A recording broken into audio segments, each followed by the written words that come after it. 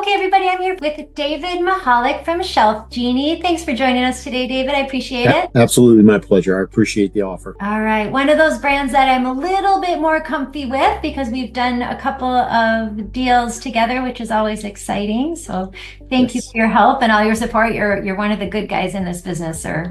That means a lot. Thank you. Absolutely. Okay, so starting out, tell us a little bit, what is ShelfGenie? What kind of customers do you serve? What kind of problems do you solve?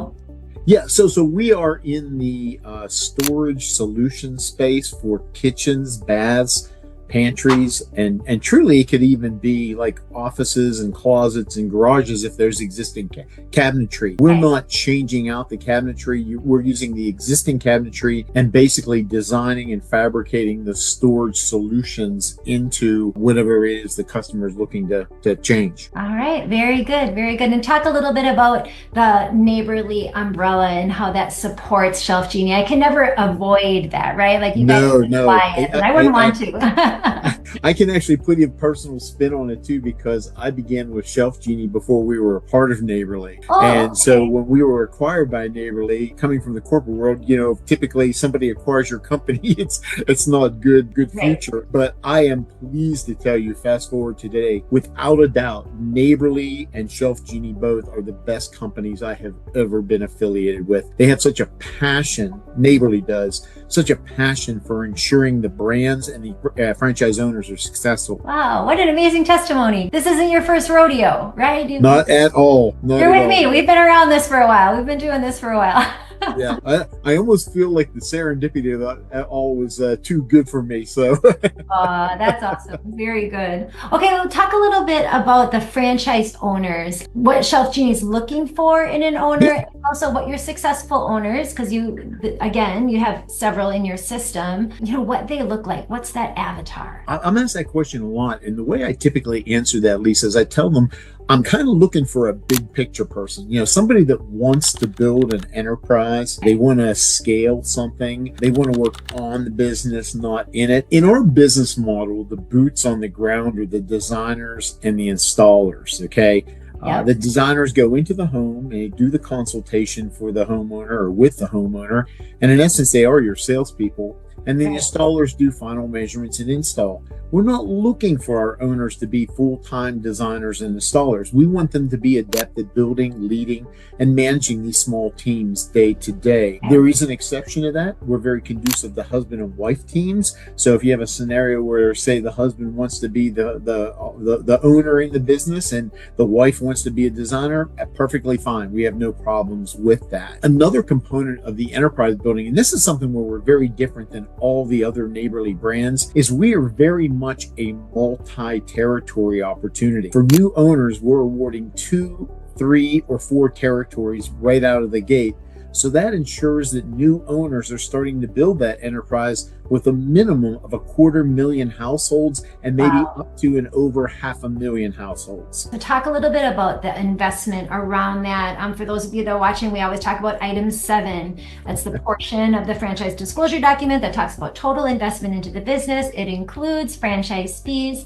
But I like to talk in these calls about, besides the franchise fee, total investment is going to include the franchise fee, but what other kind of big nuts are we covering as for the investment into a ShelfGenie? Yeah, so you're right. We do have the item 7, very specific in our FDD. I would say some of the bigger thing that I'd say the second biggest thing after the franchise fee would be the home show display. We want all of our owners to have home show displays and participate in any and all franchise home shows in their area. In the item 7, the price on that ranges from $10,000 to $30,000 depending on the footprint they get. That's a big driver for customers then, are those home shows. Absolutely. Okay. And by the way, the home show displays, they're pretty cool. Basically what they are is they're mock kitchens. They can break down for storage, but then you can set up for a home show, and all the ShelfGenie stuff is in it. So it's like this kitchen without any doors and all this ShelfGenie stuff. It's like people are really attracted to that at a home show. Absolutely. Absolutely. So are they using that in their kind of mock showrooms then too? Well, it's interesting. Curious. Well, first of all, they don't need or have showrooms. I think there's maybe one or two that decided to do it on their own. But what Okay. is happening is some are getting a home show displays that can be, the full blown thing for a big home show, but then a little portion of it they can use and maybe go do a punching cookies at a local senior community, and just so Okay. they can at least see Interesting. it. So Very cool. Very interesting. I remember when I was touring ShelfGenie, my favorite part was like the big my KitchenAid, right? You can pull it out and bring it up to the counter. I was like, okay, that's cool. My boyfriend was like, oh, you just sold her, Dave. yeah. We might have a new cooler one now. It's basically, if you want to get right down to it, it's a kitchen utensil drawer, but it's for the big things like ladles and things like that. But in the middle of it, I guess you could say like a horsehair brush, okay? But you Okay. can stick knives in it, and it's a knife store, and you can just stick them in anywhere, and it's really cool. Don't you love that? Like I do. organization just cool. So you're in a Exactly.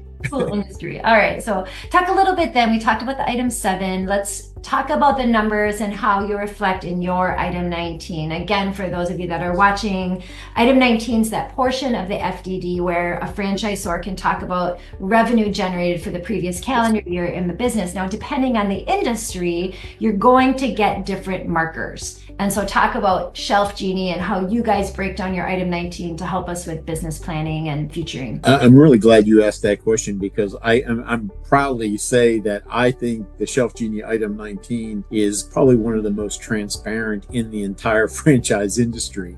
Wow. Okay. Basically, we take a representative sample of all the owners who were in business for the full calendar year prior, 50 franchises and 254 territories. So Okay. some of the things that we break out in our item 19 is number one, what's the average job size across the system, which it's $5,140. And Okay. then we break it down into what was the average job size for the top 20% and the next 20% and so forth. Okay. Then we also have a chart that outlines what we call the help rate. And I guess if you're using sales vernacular, it would be close rate.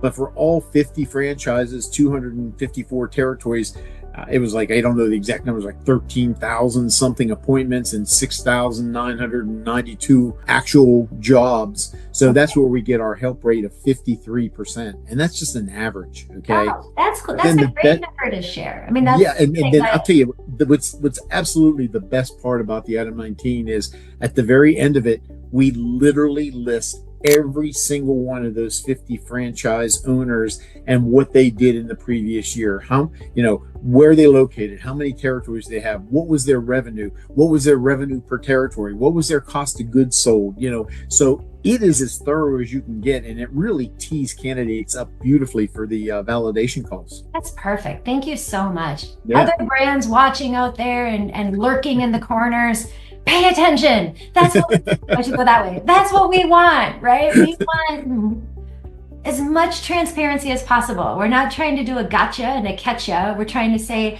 how can I put together my expectation of being a business owner in this system? So that's incredible. That's really it's actually kind of funny too, because every year when we do the FDD review, they obviously are kind enough to give me the opportunity to look at sections 5, 6, 7, and 19. And the thing that I always tell them about item 19 is don't change a thing other than the numbers. Okay, keep that Right. format because that's what the candidates love. absolutely. It makes it easy to make a decision if this is the right one for them. So Yeah. thank you. What is that owner doing on a daily basis? Like you talked about the fact that they're not building shelves and they're not that type of thing, but give us kind of a what does the week look like for a ShelfGenie owner, because you're looking for full-time owners in the system. You want people that are going to be Yeah. involved in the business, not pounding nails, but just give us an idea there. Yeah, that's really a fantastic question because I actually have a slide in my introductory webinar that outlines that for candidates so they know exactly. Oh, okay. But it really kind of falls into 3 buckets. The first I call it the HR bucket. Every owner is going to have a lot of help from us as far as where and how to find designers and installers. Sure. But the reality is we can teach and train and support anybody to be a designer or installer. There's no special school or certificate or things as such, okay? Okay. So we're going to help them with that. But at the same time, there's no substitute for the owner in their local physical market to be the one to recruit, interview, get trained, and most importantly, lead and manage these small teams of designers and installers day to day. Now, obviously, you just mentioned, what does a week look like? Well, if you're early on in the business, your week might have a lot of that. But if you get, 2 years in and you've got great designers and installers, that would be less of your work week, right? Right. The second bucket is without a doubt the most important one. And I really drive this home with candidates who might be considering this. We have two sides to our marketing and advertising. We have paid advertising, and then we have the local relationship building. On the paid advertising, they're not going to have to invent or reinvent the wheel, but that second bucket is that relationship building. We want our owners to be the ambassadors of ShelfGenie in their local community. We want them going out there and, joining chambers, joining networking groups. As I mentioned earlier, home shows are a huge lead generator for us. Okay. And then also in every community, this holds true with any territory, in that market, there's going to be custom cabinet makers, kitchen remodelers, bathroom remodelers, custom home builders, senior facilities, RV dealerships, closet organizers. All of these entities are often being asked about the things that we do, but pretty much none of them do it. So it's a great potential referral partner. And we want our owners to going out there and see what they can do to build those relationships for that. Okay. I will say that what I'm talking about now is, I don't say probably, it is our biggest differentiator between our good and our great owners. Our great owners are relentless in going out there and finding new ways to tell a story. And sometimes they try something really off the wall, but it works. Sometimes it doesn't, but they're willing to try. Okay. And then really the final bucket, it's I jokingly call it the air traffic controller role. At any point in time, they might have 5, 10, 15 or more projects, all at different phases. Sure. It's the owner's responsibility to make sure that everything is moving smoothly with good communication, all the balls stay in the air. In this business model, ultimately, the owner themselves is the customer service manager and project manager of every job. Thank you so much. And talk a little bit about first year owners. Like what's the headache? What are they like calling and saying, help? There's always kind of a hot seat question, as you know, it's not unicorns jumping over rainbows in this business. So for ShelfGenie, what is that? What is that thing where you say, okay, plug into Neighborly because we're going to help you with that? Interesting question, because I get candidates all the time asking me, what can I do my first year? And I say, you want the honest answer? It depends. And it depends on you, on what you do. Okay. So the biggest things that I would say are barriers to coming out of the gates the way they should. Number one, they don't build their teams of designers and installers immediately. Okay. They get stuck doing it themselves, and then they don't have time to hire them, and then you bought yourself a job, right? So again, it's they don't really do the job of getting those designers and installers soon enough. The second thing is the marketing. It's really both sides of it. It's the paid advertising. Are they making the minimum investment in each of their territories? Because that's going to be very important. And as I just mentioned a moment ago, are they going out there and networking and building those relationships, or are they just sitting around waiting for their paid advertising to work? So in my opinion, those are kind of the three things. If somebody gets that designer installer, or even gets a second one, they're spending nice marketing money and they're out there networking like heck, they're the ones that are going to end up being able to ramp up more quickly. One of the things I share with a lot of people is, again, you heard me mention earlier that our average job size is 5140, and we are very much a high dollar, low volume business. So it doesn't take a deep market penetration to be successful. So that's one thing a lot of people like. Second is they really like the fact that there's very little to no overhead in this business. The designers and the installers are contractors. They're not employees. We don't have any inventory. We don't have a showroom because everything's done in the home. And we typically won't need a warehouse either, because you'll contract with installers who can receive and inspect, and if they need to, they can store and hold the products and solutions. So that really frees up the working capital for the owner to invest in a thing that is going to actually move the needle. Installers are not employees of the owner. They're subcontractors. That is correct. Yes. Nice. Because many of them, so truly, there's many of them that have their own like tradesman business, and they're doing this on the side to make some good money. Okay. Okay, got It's a it. real win-win. So as long as somebody on the installer side is really good with their hands, we've had military personnel who become installers, first responders like policemen, firemen, EMS workers who are looking for some part-time good money opportunity. And Okay. even in some parts of the country, we've had people hire Amish individuals. Got it. I guess I didn't know that it was a subcontractor model, so I Yes. appreciate that. I mean, I think for those of you that are watching, that's kind of an interesting line in the sand in franchising. It's either do you want employees or do you want subs? And if you're someone that likes the sub model, one of the reasons you like it is that generally that person is also a business owner. So you're dealing with someone who also has pride of ownership installing, your product. So that's super interesting. Yeah, that's something that I've seen over the years, like when I'm at the owners' conferences and stuff, when they have their designers and installers there.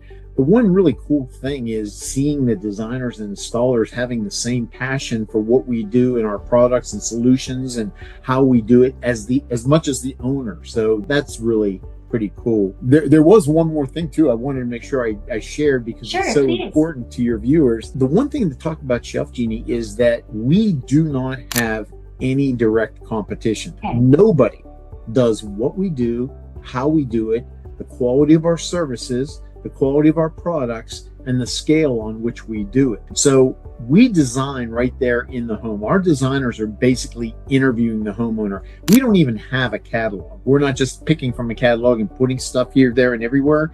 They're Okay. literally going in there, interviewing the homeowner, having them intimately involved with the design, and again, using their existing cabinetry. So that's a real plus because there's very few people that take the time. A typical design consultation will easily last 2 hours. But here's the best part. I'm thrilled about this. And you mentioned earlier about Neighborly. After it's custom designed, it is then custom fabricated in a U.S. manufacturing plant that we own. Neighborly owns the ShelfGenie manufacturing facility. So it's not on our owners, it's on us to manage the plant, the personnel, the quality, the shipping, the pricing. Our owners, for something as critical as these high dollar lifetime warranty products and solutions, never worry about supply chain. So that is really without a doubt, those two things are secret sauce. That's awesome. Well, thank you so much for joining me. Everybody, I know that this is going to be one that you're going to want to know more about. You know how to contact me. You can click below, email, carrier pigeon, send me a text. I'm everywhere, right? But let's look at this one. It doesn't take long. I think the people that we helped look at it, it's one of those you can grasp how to run the business, how you're going to run it in your market. You guys are great about helping with demographics. So again, thank you for all the support you give. It's my pleasure. I always enjoy working with great coaches and consultants like you. All right. Thank you, sir. Have a good day. You do the same. Thanks so much, Lisa. Thank you for watching. If you're ready to take the next step, Integrity Franchise Group is here to help. Click the link below or reach out to us today to schedule an appointment. Let's work together to solve that franchise puzzle and turn your business dreams into reality. We cannot wait to connect with you.